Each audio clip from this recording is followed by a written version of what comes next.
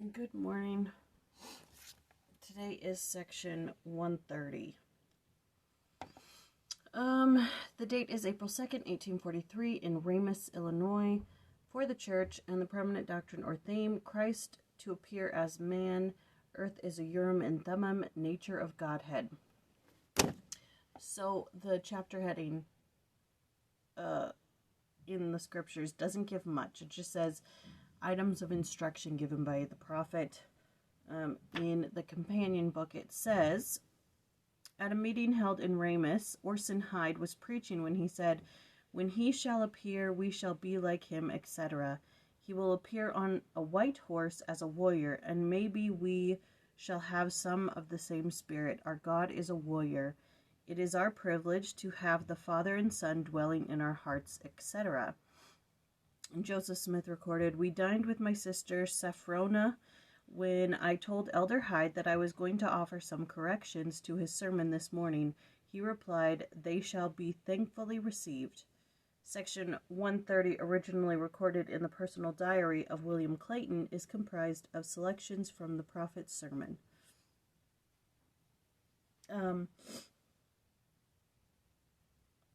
So there you go. That's that. But one thing that was curious to me was he said that, what is it? The earth will be a Urim and Thummim. And we know those two things to be clear stones for interpreting. Anyways, here's what Ludlow has to say about that. It's Joseph Fielding Smith and Brigham Young. Here's what they have to say about that. "And then the earth will receive its resurrection, for it, as well as man and all other living creatures, was redeemed by the atonement of Jesus Christ from the fallen state. When that day comes, the earth will become a sea of glass spoken of in John's Revelation. This is a figure of speech typifying the earth as a celestial form. Also, speaking of this condition, President Brigham Young has said, when the earth, becomes celestialized, it will be like the sun, and be prepared for the inhabitants of the saints, and be brought back into the presence of the Father and the Son. It will not then be an opaque body as it is now, but it will be like the stars in the firmament, full of light and glory. It will be a body of light."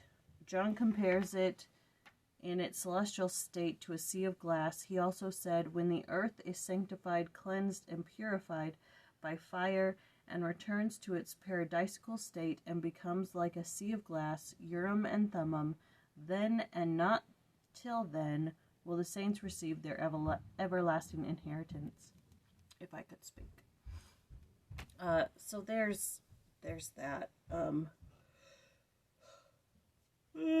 This is just section 130, verses 1 through 11. I forgot to mention that. So there's all the information I have on that. I